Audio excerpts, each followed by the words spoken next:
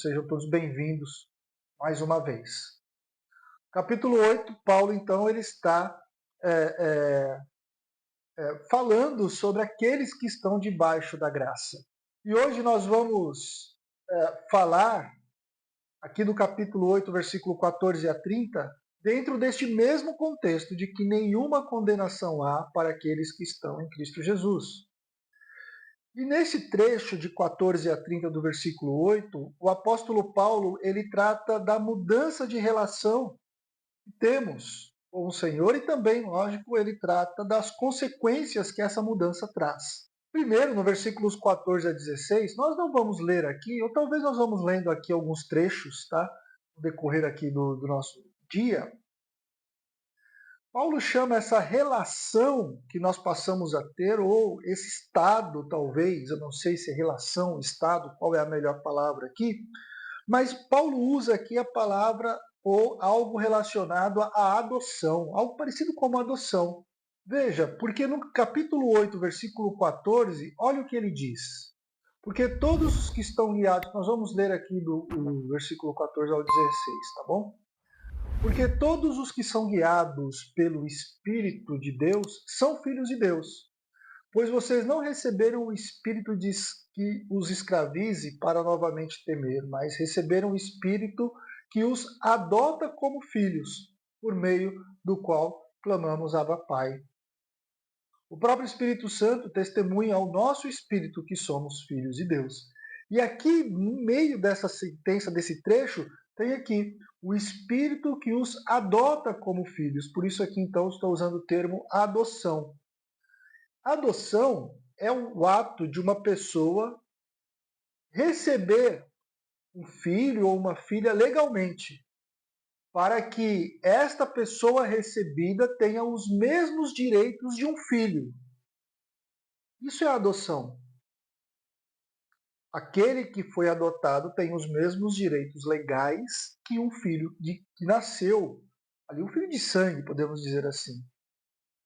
E aqui então cria-se uma relação legal, até mesmo jurídica, entre a pessoa que adotou e o adotado. Ao mesmo tempo que a sua posição ou o estado do adotado muda, ele deixa de ser um órfão ou uma órfã e passa a ser um filho. Nos tempos de Paulo, algumas pessoas adotavam ou faziam de escravos, até mesmo de escravos, acontecia essa situação legalmente de filhos. Pessoas que afeiçoavam-se com alguém, com uma criança, seja ela qual for, então iam até essa criança e de forma legal adotava, recebia essa pessoa. E quando essa pessoa era recebida como filho, automaticamente essa pessoa era convertida a herdeiro dos bens dos seus pais. Hoje não é muito diferente. O apóstolo diz que Deus nos tem adotado.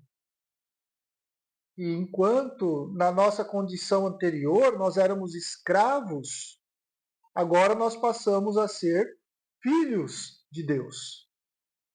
E Paulo escreve desta forma justamente porque os seus leitores ali sabiam exatamente o que ele queria dizer, porque isso era uma prática que acontecia naquele período. Mas como que isso aconteceu? Como que essa adoção aconteceu? Todos vocês, versículo 26, são filhos de Deus mediante a fé em Cristo Jesus. Ao nos identificarmos com Cristo, ao sermos convertidos, ao aceitarmos a Jesus como o único e suficiente Salvador, e termos esta identificação que nós já estudamos lá no capítulo 6, versículos de 1 a 10, com a morte e com a ressurreição de Cristo,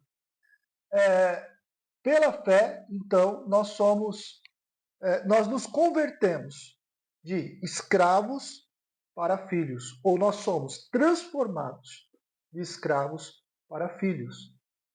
E isto é, eu estou falando, nós somos transformados de escravos para filhos de forma legal, espiritual e emocional. É possível dizer, logicamente, que ao colocar a nossa fé em Jesus Cristo e ao sermos perdoados por Deus, esta reconciliação que nós fizemos com Ele estabelece entre nós e Deus uma nova relação.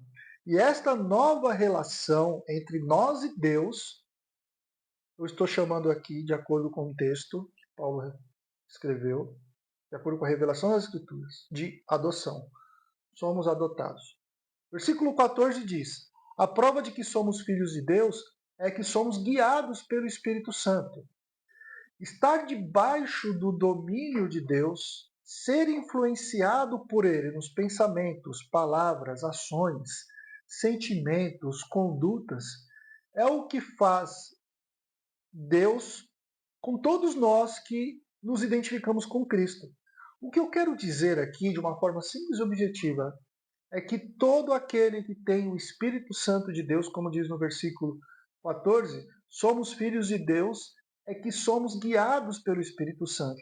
O que o texto diz, e é real, é nítido que todo aquele que se identificou com Cristo na cruz, todo aquele que aceitou Jesus como único Senhor e Salvador, todo aquele que tem o Espírito Santo de Deus na sua vida é guiado pelo Espírito Santo. Não vou entrar aqui no mérito de estar cheio do Espírito Santo ou estar com o Espírito Santo fraco.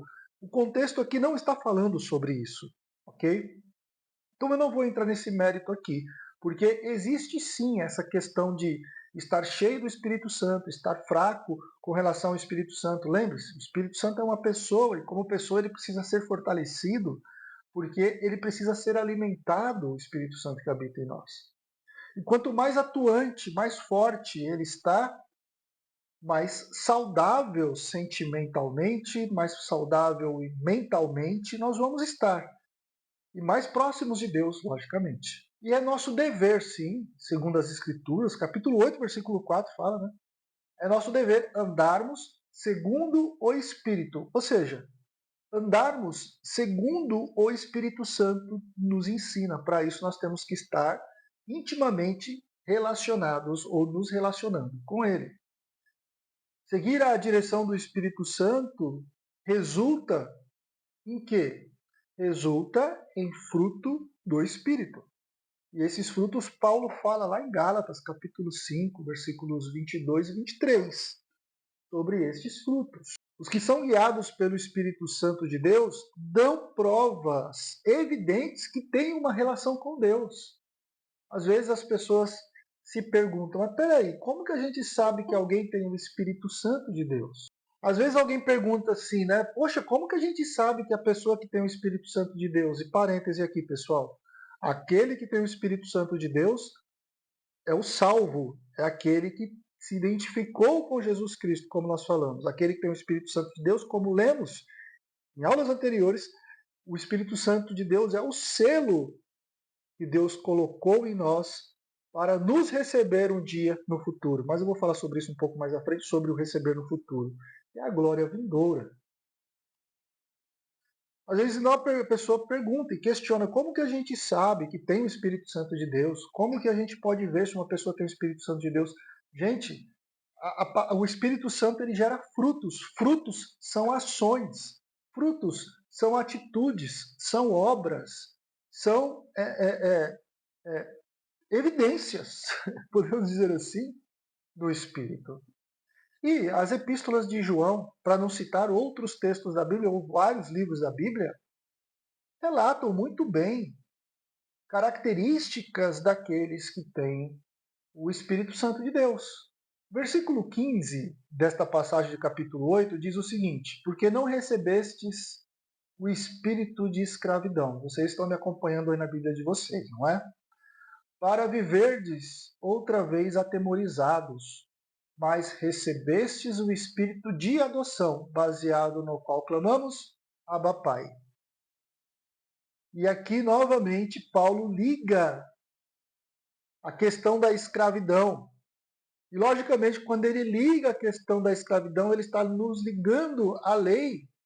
Ou seja, não estamos debaixo da lei, entre aspas, aqui, como vimos anteriormente nas aulas passadas.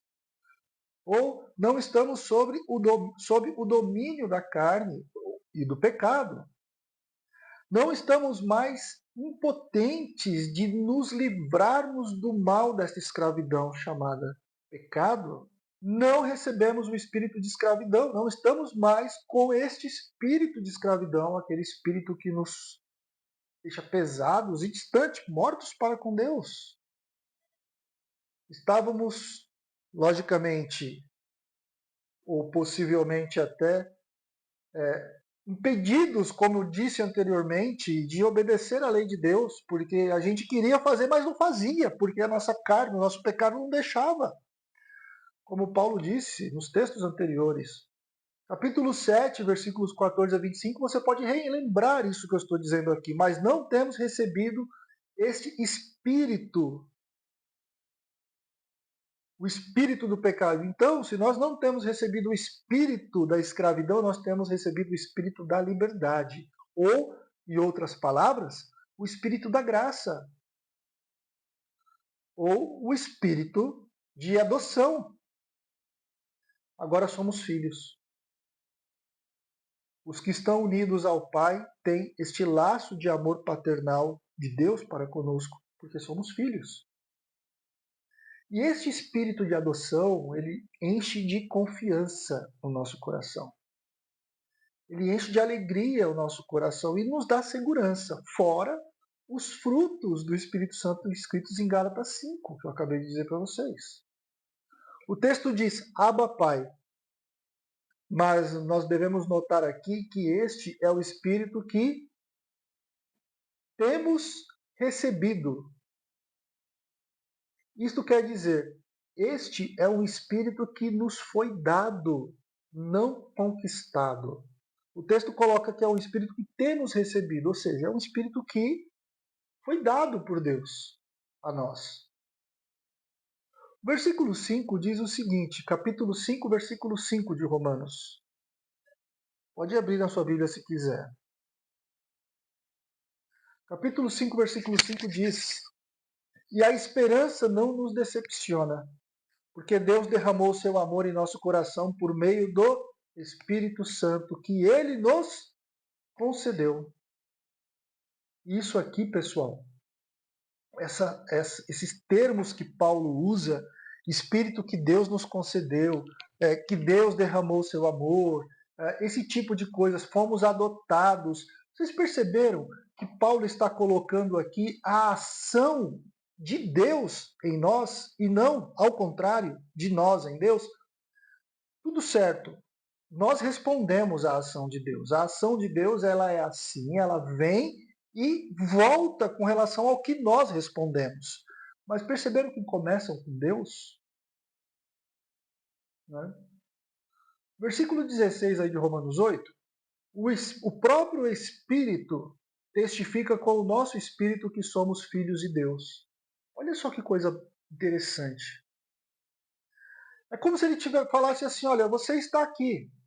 Nós estamos aqui, parados, inertes, mortos em nossos delitos e pecados, como diz Efésios. Estamos aqui com aquela corrente no pescoço, presos ao espírito de escravidão. Mas o Espírito Santo testifica conosco que somos filhos de Deus. E nós vimos agora há pouco, no capítulo 5, versículo 5, que o Espírito Santo que nos revela, que nos assegura sobre Deus e manifesta em nós o amor de Deus. Veja o versículo 5 de novo. E a esperança nos decepciona, porque Deus derramou o seu amor em nossos corações por meio do Espírito Santo que Ele nos concedeu. Veja, Deus derramou o seu amor por meio do Espírito Santo. É o Espírito Santo que nos convenceu, que nos mostrou, que abriu os nossos olhos, podemos dizer assim, que nos deu vida. E esta é uma ação sobrenatural. É o Espírito de Deus que se comunicou conosco, se comunicou com o nosso ser. E é Ele que nos dá a convicção de que somos filhos de Deus. Eu acho muito triste e às vezes é falta de informação, tá, pessoal? Às vezes existem pessoas que e tem dúvida, que a pessoa aceita Jesus como seu único e suficiente Salvador. Às vezes a pessoa está dando os frutos do Espírito Santo. E mesmo assim, eu já ouvi pessoas duvidarem acerca do seu estado eterno. A pessoa chega e fala: poxa, será que eu sou mesmo filho de Deus? Será que eu sou mesmo salvo? Porque o filho de Deus é salvo, porque ele participa da herança. Todo filho recebe uma herança. Lembra disso? Lembre-se. Esta condição de filhos implica em privilégio, e um dos privilégios é a herança. Tudo bem, muitas vezes as pessoas têm estas dúvidas porque elas não têm a informação bíblica suficiente para realmente falar: o Senhor garantiu. O Senhor garantiu que eu sou filho, ou que eu sou filha, que eu posso confiar, eu posso depositar a minha confiança.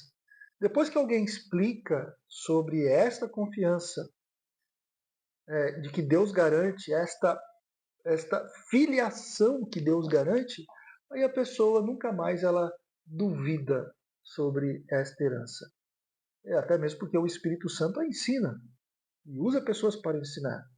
Mas o ato de filiação é uma ação sobrenatural, não é uma ação humana. Não é. Veja, pessoal, de novo. Lembre-se disso que eu estou dizendo, porque aqui no capítulo 8, mais para o final, indo para o capítulo 9, existem alguns questionamentos aqui.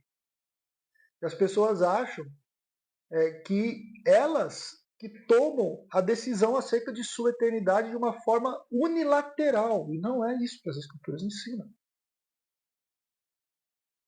Como eu disse para vocês, a adoção de filhos implica em privilégios. E eu disse que um dos privilégios é a herança. E aí, dos versículos 17 a 30, nós encontramos isso. Nós temos uma tese, logo no versículo 17. Veja o versículo 17, eu vou ler com vocês. Ora, se somos filhos, olha só o que o texto vai dizer aqui. Se somos filhos, somos também herdeiros. Isso é lógico. O filho é herdeiro. Então o texto continua: herdeiros de Deus e co-herdeiros com Cristo. Herdeiros de Deus, porque quem dá essa herança é Deus, co-herdeiro com Cristo, porque nós fazemos parte desta herança como filhos de Deus. Né?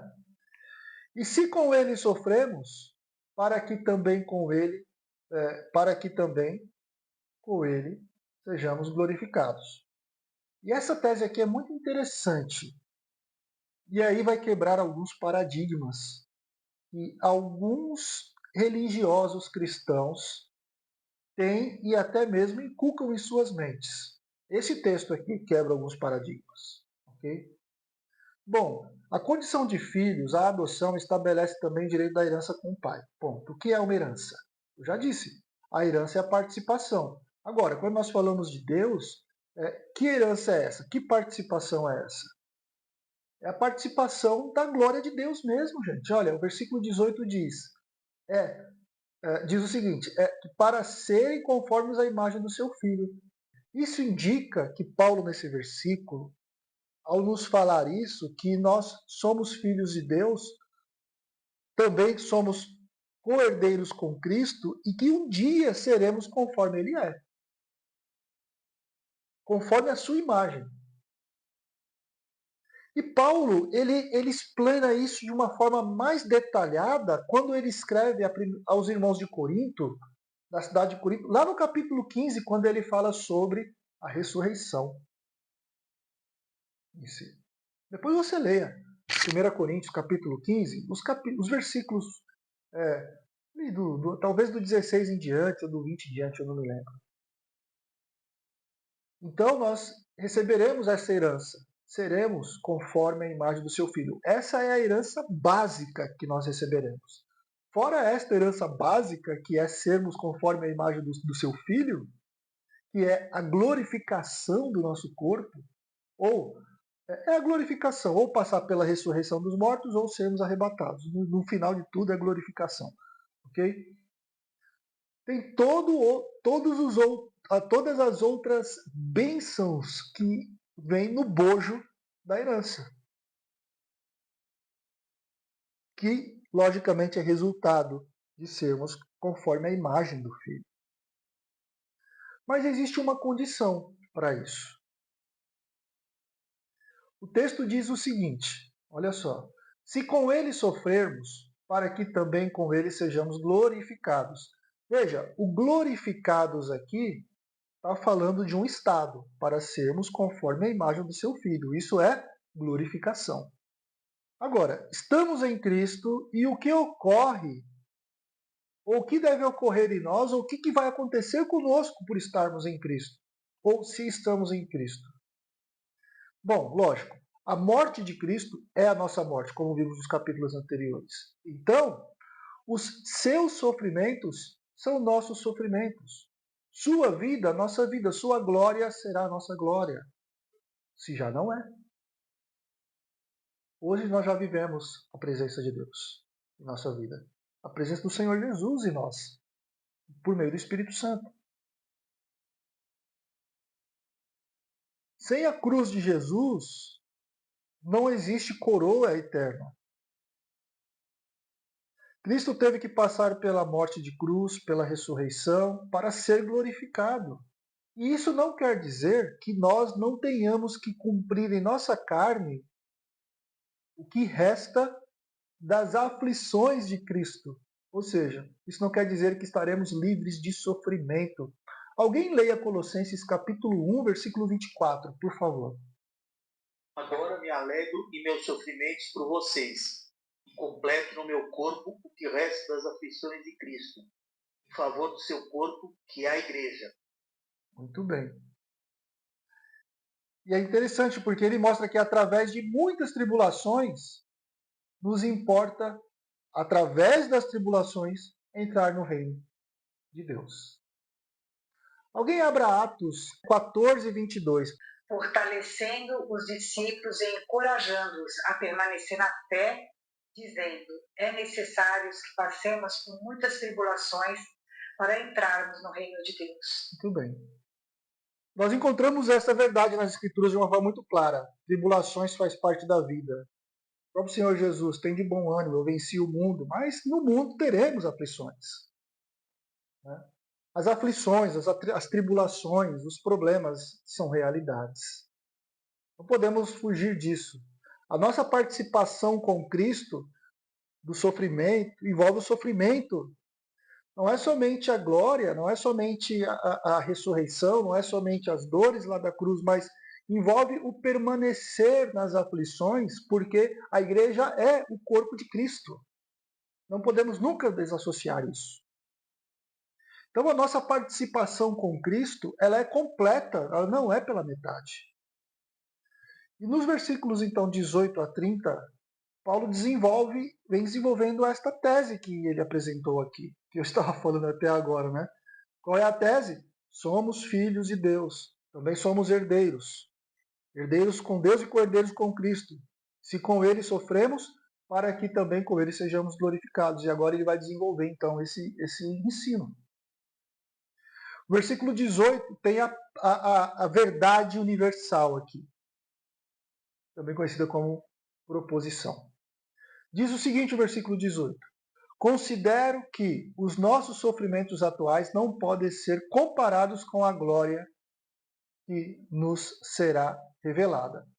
Antes de eu falar sobre isso, vocês perceberam que aqui os textos vêm falando sobre sofrimento, não é? Que nós participamos do sofrimento, participamos das tribulações, ou passamos por tribulações para chegar no reino, participamos do que resta das aflições de Cristo. Perceberam isso? Então, quando você ouvir pessoas falando que crente não tem que sofrer, porque se está sofrendo é porque está cometendo pecado, seja lá o que for, repreenda isso. Todo mundo sofre, principalmente os crentes. Sofrimento faz parte das aflições de Cristo.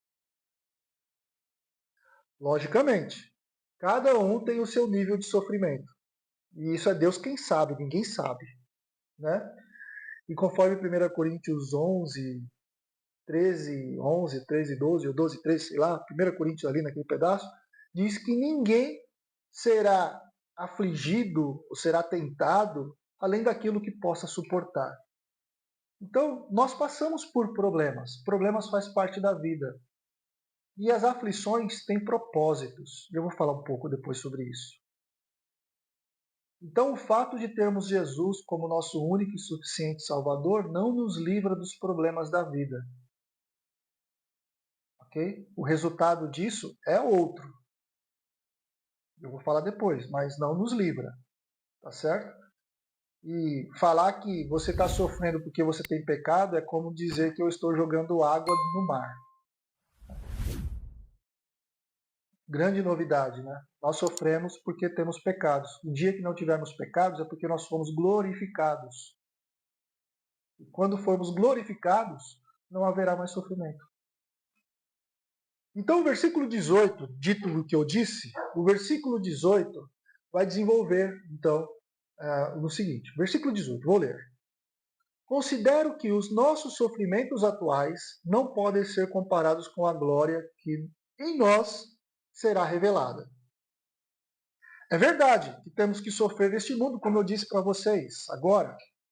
É verdade que temos que sofrer com Cristo neste tempo, no hoje em si. Mas estes sofrimentos que eu acabei de falar para vocês, estas dores que nós sofremos, as perdas, as decepções, o luto, seja o que for, nada disso é comparado com a glória que está reservada para nós. Percebeu? Nada disso é comparado à herança que temos para receber. E a glória. A glória é um conjunto de perfeições divinas comunicadas a nós através de Jesus Cristo. Essa glória será atuada, manifestada, talvez manifestada, revelada, realizada plenamente quando Cristo se revelar a nós através do arrebatamento, através da segunda vinda para aqueles que acreditam que encontrarão Jesus só depois que ele vier corporalmente à Terra. Existem outros que acreditam que se encontrarão com Jesus nos ares, que é a chamada segunda vinda nas nuvens em si, não corpórea. Quando isso for revelado, a sua segunda vinda for revelada, nada se compara a isso. Nenhum sofrimento, nenhuma dor, nenhuma dificuldade, nenhuma luta se compara quando nos encontrarmos com Jesus. Porque nós seremos semelhantes a Ele. E vamos vê-lo como Ele é. Alguém abra aí, por favor, 1 João capítulo 3, versículo 2. Não é o Evangelho, lá no final. 1 João capítulo 3, versículo 2. Porque, amados, agora somos filhos de Deus e ainda não se manifestou o que havemos de ser. Mas sabemos que quando ele se manifestar, seremos semelhantes a ele, pois o veremos como ele é. Percebeu, gente? Percebeu aqui a esperança? Diz aí para mim se isso não dá uma esperança. Se isso não nos alimenta em nossa fé. Eu oro, gente, para que Cristo volte. Para que isso se torne uma realidade. Eu não oro para eu morrer, não. Não pensa nisso, não. Eu não quero nem morrer, na verdade. Eu quero ser arrebatado. Eu oro para que Cristo volte para que eu seja arrebatado. Então, dos versículos 19 a 30, Paulo desenvolve esta verdade que ele colocou nesse texto aí que nós lemos no versículo 18. Então, eu já queria destacar o tempo presente que temos que sofrer. Versos 19 a 27 nos mostra que isso é uma realidade. E tanto a criação como nós mesmos gememos esperando a nossa redenção. O problema do pecado que Adão e Eva cometeram no Éden não afetou só a gente, até a criação, afetou toda a criação. Vocês têm noção? Eu já falei isso para vocês. Toda a criação, e toda a criação envolve tudo que existe, tudo que Deus fez. Geme, foi afetado pelo pecado e por isso geme, esperando a nossa plena redenção. E olha que coisa interessante. A nossa redenção, ela vai corrigir, podemos dizer assim, tudo aquilo que foi danificado pelo pecado. Nos versículos 28 a 30, eleva o nosso olhar ao, ao infinito passado. Vamos ler o 28 a 30? Aqui eu vou ler, que é curtinho. E eu vou falar por que eu falei infinito passado, tá? 28 a 30 do capítulo 8. Sabemos que Deus age em todas as coisas para o bem daqueles que amam a Deus, dos que foram chamados de acordo com o seu propósito. Pois aqueles que de antemão conheceu também os predestinou para serem conformes à imagem do seu Filho, a fim de que ele seja primogênito entre muitos irmãos. Lembra da herança, gente? Nós temos um primogênito que recebe essa herança aí, e os irmãos desse primogênito recebem a herança porque também são filhos que foram adotados. Adivinha quem, né? E os que os predestinou também os chamou, e os que os chamou também justificou, e os que justificou também glorificou. Aqui nós somos levados a um infinito passado. Na teologia, pessoal, usa-se o termo eternidade passada. Eu tenho dificuldade com esse termo eternidade passada, porque se é um passado que nunca teve início, não pode ser eternidade. Sei lá. Para mim, a eternidade é sempre para frente, é futuro. O que passou não é eternidade. Sei lá, é difícil esse conceito. É um tempo antes do tempo. Como é que eu chamo o tempo antes do tempo? Paulo colocou aqui uma situação onde Deus, antes do tempo existir, vou tentar ser bem prático aqui, tá, gente? Antes do tempo existir, antes de todas as coisas virem à existência pelo seu poder, pela sua voz, por intermédio de Jesus Cristo, através do Espírito Santo e tudo mais, Deus, ele teve, ele realizou, ele criou, ele imaginou um plano perfeito. E naquele plano perfeito que Deus idealizou, que Deus criou, antes de tudo existir, incluía nesse plano sofrimento. E quando esse plano chegar no final, o que inclui nesse plano, no final do plano, é vida perfeita, é vida glorificada, é vida semelhante a de Cristo. Ou seja, o Senhor planejou tudo. Toda a criação, como nós mesmos, gememos, diz o texto, esperando a redenção futura e completa. Veja, a redenção ainda está por vir, ela não está, ela não existe ainda. Existe uma outra versão que coloca, que é a versão NVI, que coloca que a natureza criada aguarda com grande expectativa que os filhos de Deus sejam revelados. E esse texto aqui, o apóstolo ele personifica a natureza, né? Como se a natureza fosse alguém que está com expectativa, com os olhos arregalados, né? E roendo unha daquela expectativa, esperando alguma coisa acontecer. Paulo personifica a natureza aqui como isso, desta forma. Né? Então, é muito interessante como ele coloca a natureza aqui. Aguarda com expectativa, ou seja, ela está gemendo, né? Ela está com dores ali, por causa do pecado. E qual é a expectativa da natureza? Qual que é a expectativa da criação? Logicamente, a revelação dos filhos de Deus. A criação espera em suspense, talvez, o dia que o Senhor Jesus vai voltar. O dia que ele retornar. E aqui eu estou falando da segunda vinda corpórea de Cristo. Quando Cristo vier, descer com os seus filhos e pisar na terra. Segundo a palavra de Deus, aí é um curso sobre revelações, pisar no Monte Sião, de frente do templo, entrar pelo portículo atravessar os muros de Jerusalém e sentar no trono. Essa é a vinda que a natureza espera. Essa é a vinda que ele está esperando, que é a vinda que vai transformar tudo em si. A natureza não está esperando o arrebatamento da igreja. Não é isso. A natureza está esperando a vinda corpórea de Cristo.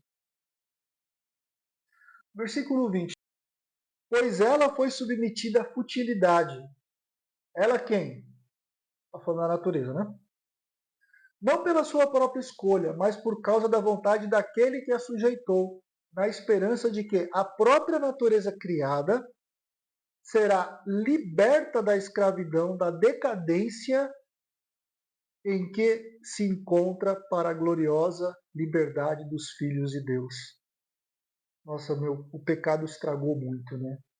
Existem 3 razões pelas quais a natureza espera essa manifestação dos filhos de Deus. Veja, gente, a natureza está esperando a manifestação dos filhos de Deus. Quando? Quando Cristo voltar. Agora alguém pode perguntar assim, como que os filhos de Deus vão voltar com Jesus Cristo? Eu particularmente creio que vão voltar com Jesus Cristo porque a igreja vai ser arrebatada. E os mortos em Cristo ressuscitarão, ok? No momento do arrebatamento. E aí teremos um período chamado as bodas do Cordeiro. E depois desse período, que na Terra também é chamado um período da grande tribulação, Cristo vai voltar com os seus filhos, com a sua igreja, com os seus santos, como diz na profecia. E é isso aqui que eu estou dizendo que a natureza espera, ok? Por isso que o texto de Paulo fala desta forma, esperando a revelação, a liberdade dos filhos de Deus.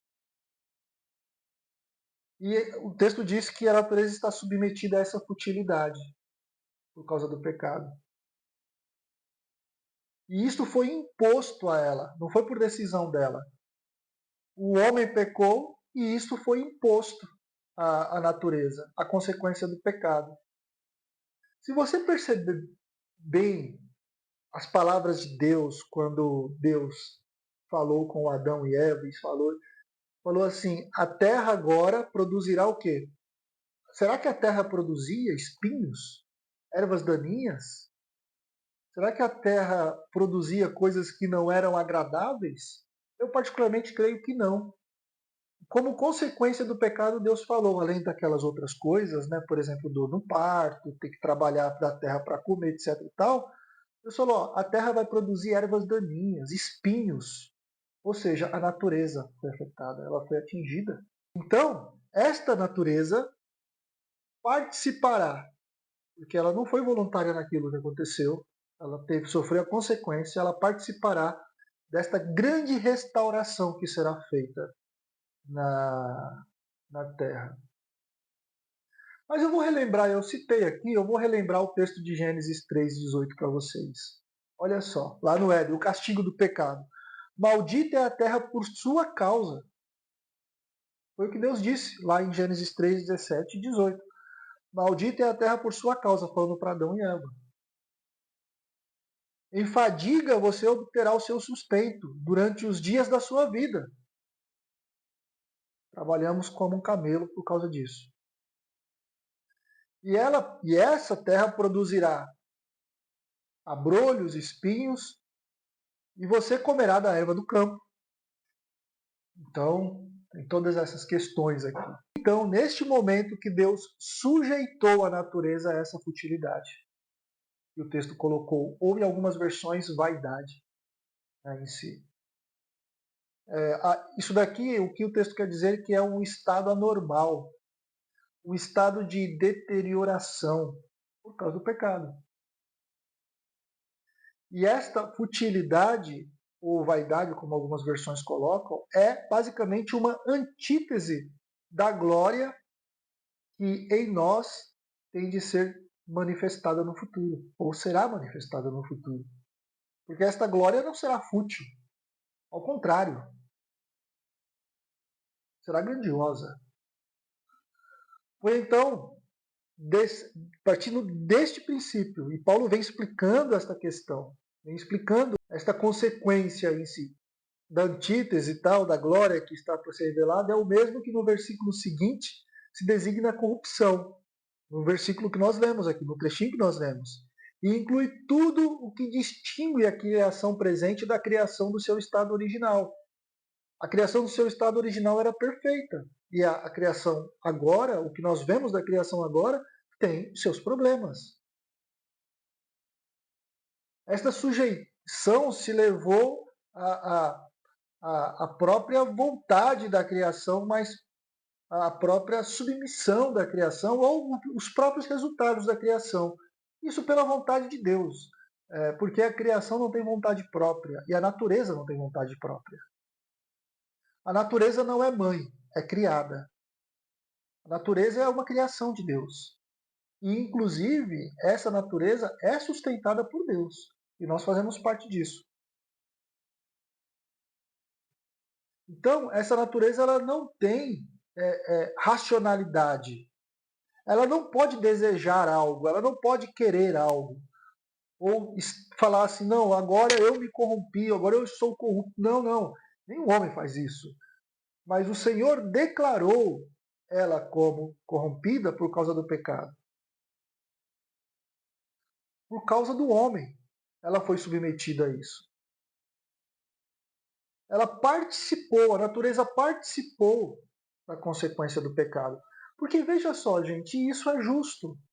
Porque o homem pecou contra Deus. Deus tinha feito a natureza perfeita para que o homem vivesse nela. Era perfeita. Não tinha espinho, não tinha, sabe, não tinha mato que ia crescer na plantação, nada, era tudo perfeito. Então o homem pecou. Era justo que o homem continuasse com essa natureza tão perfeita para satisfazer as suas necessidades? Não. Então ela acabou sofrendo essa consequência. Mas assim então como ela participa dessa consequência, como eu disse, ela vai participar da restauração futura. Graças a Deus, né? Porque eu vou querer ver a natureza como ela vai ficar depois. Se ela é bonita hoje, imagina depois. Não é verdade? Ela também. Então.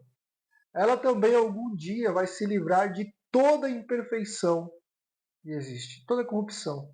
Quando? Quando os filhos de Deus forem transformados. Quando entrarem na sua glória.